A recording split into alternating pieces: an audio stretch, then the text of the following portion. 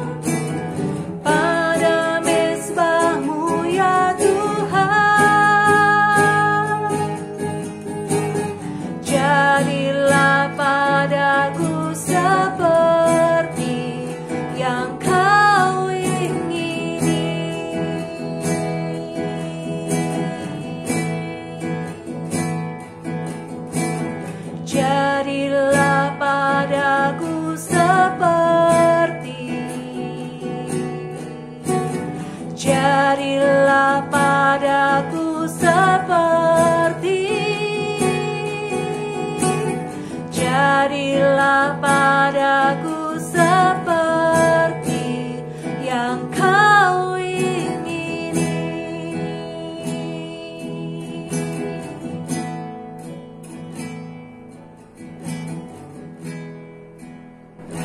Terima kasih Tuhan untuk karya penebusan-Mu di dalam hidup kami, sehingga kami boleh menikmati setiap hal yang boleh kami alami di dalam hidup kami, baik sukacita maupun duka cita yang boleh kami alami. Kami percaya Tuhan bahwa Engkau Allah yang mengasihi kami, bahkan Kau rela berkorban, menyerahkan nyawa-Mu Tuhan untuk menebus dosa-dosa kami. Tuhan, ampuni hati kami ini, ampuni segala dosa dan kesalahan kami. Apabila kami dari hari lepas hari, kami terus melakukan hal-hal yang tidak berkenan di hadapan-Mu. Tuhan, pagi hari ini kami akan mendengar akan firman-Mu. Engkau Tuhan yang menolong kami, membantu kami. Engkau Tuhan yang mencurahkan Roh Kudus-Mu atas setiap kami, sehingga setiap firman yang disampaikan Tuhan boleh menjadikan hidup kami ini bertumbuh, berbuah di dalam Engkau. Dan biarlah melalui hidup kami ini Tuhan, kami boleh menjadi saluran berkat bagi banyak orang di sekitar kami. Jadikan kami anak-anak Tuhan yang Kau pakai hanya untuk kemuliaan-Mu, menjadi garam dan terang Tuhan dimanapun Engkau menempatkan kami, dalam melalui perkataan kami maupun perbuatan kami. Tuhan, pagi hari ini biarlah setiap pujian penyembahan kami Tuhan naik menjadi dupa yang harum di hadapan-Mu, dan Engkau disukakan Tuhan dengan setiap penyembahan kami. Terima kasih Tuhan, terima kasih. Hanya di dalam nama Tuhan Yesus kami sudah berdoa dan mengucap syukur. Amin. Shalom. Nah, anak-anak, pagi hari ini kita akan mendengar firman Tuhan yang akan Miss Puspa ambil dari Filipi.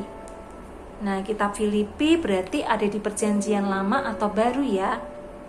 Nah, kitab Filipi ada di perjanjian baru. Nah, kitab Filipi berapa ya? Filipi 2. Nah, mari kita buka bersama di Filipi 2 ayat yang ke-30. Miss Puspa bacakan, beginilah firman Tuhan.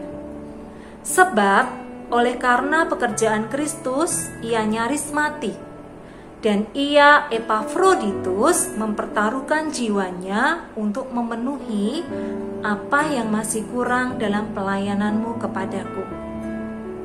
Sekali lagi anak-anak, Filipi 2 ayat 30. Beginilah firman Tuhan. Sebab oleh karena pekerjaan Kristus, ia nyaris mati, dan ia, Epafroditus, mempertaruhkan jiwanya untuk memenuhi apa yang masih kurang dalam pelayananmu kepadaku. Demikianlah firman Tuhan. Nah, anak-anak,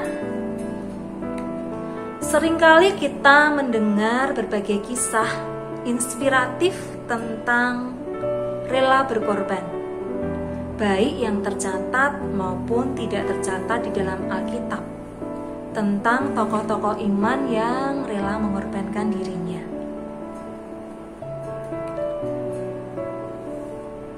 Hal apa saja sih yang tokoh-tokoh Alkitab ini lakukan? Ya, mereka mengesampingkan kepentingan diri pribadinya untuk melakukan suatu tindakan demi untuk kepentingan orang lain. Bahkan ketika mereka melakukannya, seringkali tidak seorang pun mengingat namanya atau bahkan berterima kasih padanya. Nah, di dalam Alkitab Tuhan sudah mengajarkan kepada kita yang namanya kasih yang rela berkorban. Kasih yang jauh melebihi dari pengetahuan atau iman yang terhebat sekalipun. Tindakan rela berkorban memang tidak mudah. Ya, dari konteks ayat yang kita baca tadi, ya, Rasul Paulus mengatakan bahwa Epafroditus adalah rekan sekerja Paulus ketika Paulus melakukan penginjilan di wilayah Filipi.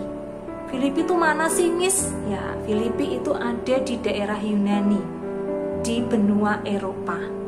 Nah, Rasul Paulus itu merasa sedih, anak-anak yang terkasih. Kenapa sedih? Karena banyak orang atau banyak jemaat, banyak pelayan Tuhan di Filipi itu lebih banyak mempedulikan dirinya sendiri daripada rela berkorban demi Kristus.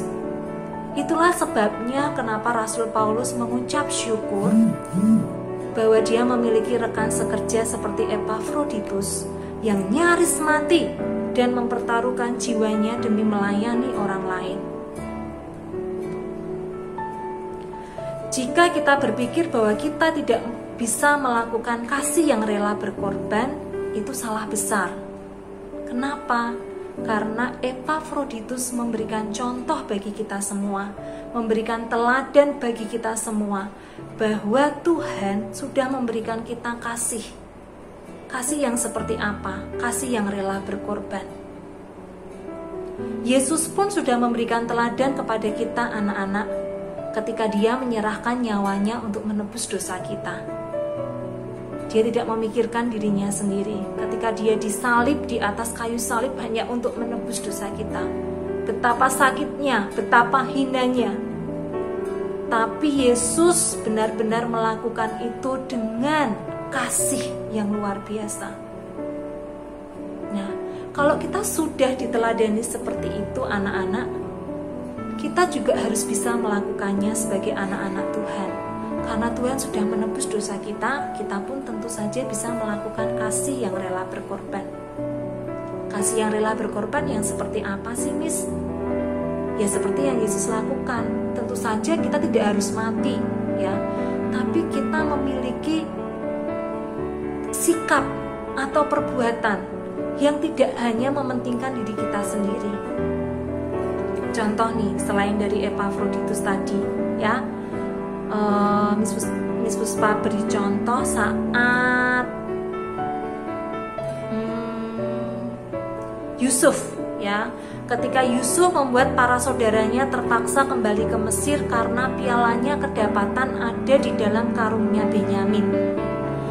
Saat sampai di rumah Yusuf, mereka mendapati kenyataan bahwa Benyamin itu harus dihukum menjadi budak dengan tuduhan mencuri piala.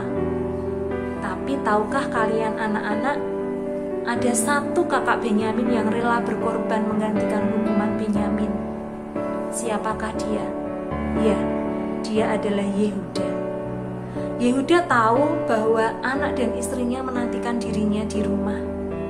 Tetapi dia rela mengorbankan dirinya untuk menggantikan Benyamin posisi adiknya karena dia tahu bahwa Benyamin adalah anak yang sangat dikasihi dan anak yang sangat berharga bagi Yakub setelah Yusuf tidak ada. Yehuda mengerti sekali bahwa kalau Benyamin ini nggak pulang, nggak ketemu Yusuf, nggak ketemu Yakub ayahnya, Yakub akan merasa sangat sedih dan itu dapat menyebabkan Yakub sakit. Yehuda mengerti apa artinya sebuah pengorbanan. Nah, anak-anak yang terkasih di dalam Tuhan Yesus, apa yang sudah difirmankan, apa yang sudah dicontohkan di dalam Alkitab memang tidak mudah untuk kita lakukan. Tetapi Tuhan mengajak kita, ayo dari hal yang kecil, dari hal yang sepele, bahwa kita bisa melalui sikap perbuatan kita tidak mementingkan diri kita sendiri, tetapi belajar untuk melihat kepentingan orang lain juga. Hal yang lingkup kecil adalah di dalam keluarga. Ketika mungkin ya anak-anak sekalian di rumah, orang tua kalian ternyata hanya membeli satu roti saja. Nah, terhadap satu roti ini gimana? Padahal di rumah kamu punya adik banyak. Apakah kamu hanya untuk dirimu sendiri saja? Nah, kasih yang rela berkorban, memberikan roti itu untuk dibagi kepada adik-adikmu yang lain. Itu adalah kasih yang rela berkorban, contoh yang sederhana.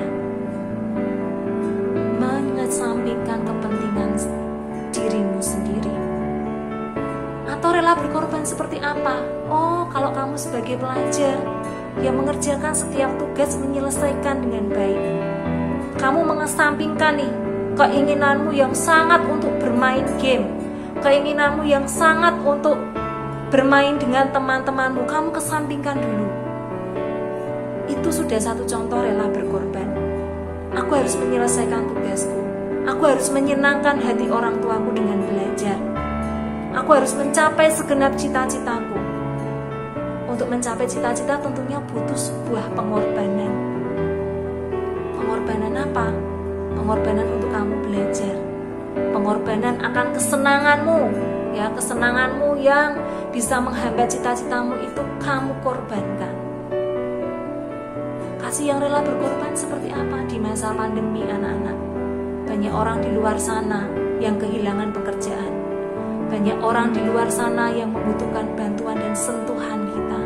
Kalau kamu bisa menolong, tolonglah mereka. Nah, anak-anak yang dikasihi Tuhan, mari kita harus senantiasa melakukan apa yang Tuhan perintahkan dalam hidup kita melalui sikap rela berkorban.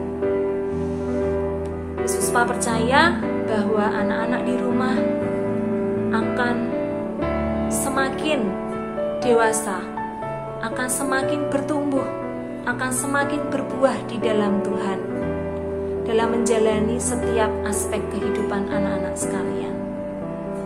Amin. Mari anak-anak kita berdoa. Tuhan, terima kasih untuk firman-Mu pada pagi hari ini. Firman ini mengingatkan kepada kami, Tuhan, bahwa betapa Engkau sungguh mengasihi kami. Apa yang bisa kami lakukan, Tuhan, untuk membalas kasih-Mu? Engkau sudah mengajarkan kami tentang kasih yang rela berkorban. Kami memohon kepadamu, Tuhan, Engkau Tuhan yang menolong kami, untuk kami bukan hanya sebagai pendengar saja, tetapi juga sebagai pelaku-pelaku firman-Mu. Ajar kami untuk kami tidak hanya mementingkan diri kami sendiri, tetapi ajar kami untuk kami dapat mengerti dan memahami kepentingan orang lain juga. Berikan kami hati yang rela berkorban untuk banyak orang di sekitar kami. Tuhan, kalau sebentar lagi kami akan mengikuti kegiatan belajar mengajar, kami memohon penyertaan-Mu dalam hidup kami, Tuhan, sehingga Roh Kudus-Mu tercurah atas kami, memberikan roh pengertian, roh hikmat yang daripada-Mu. Berikan kami kepandaian dalam menyerap setiap materi yang ada. Kami juga berdoa, Tuhan, untuk kedua orang tua kami yang mereka mencari nafkah untuk memenuhi kebutuhan hidup kami. Berkati Tuhan, segala sesuatu yang diusahakan oleh kedua orang tua kami Engkau buat berhasil, dan semua dikembalikan hanya untuk kemuliaan nama-Mu. Terima kasih Tuhan Yesus. Kami menyerahkan seluruh hidup kami, masa depan kami seutuhnya hanya di dalam nama Tuhan Yesus. Kami sudah berdoa dan mengucap syukur. Amin. Nah, anak-anak yang terkasih di dalam Tuhan Yesus Kristus, selamat melakukan kegiatan belajar mengajar di rumah secara online. Kerjakan tugas-tugas kalian dengan baik. Jangan lupa untuk social distancing, ya, atau jaga jarak, kemudian selalu cuci tangan dan selalu menggunakan masker. Terima kasih. Tuhan Yesus memberkati kalian semua. Amin.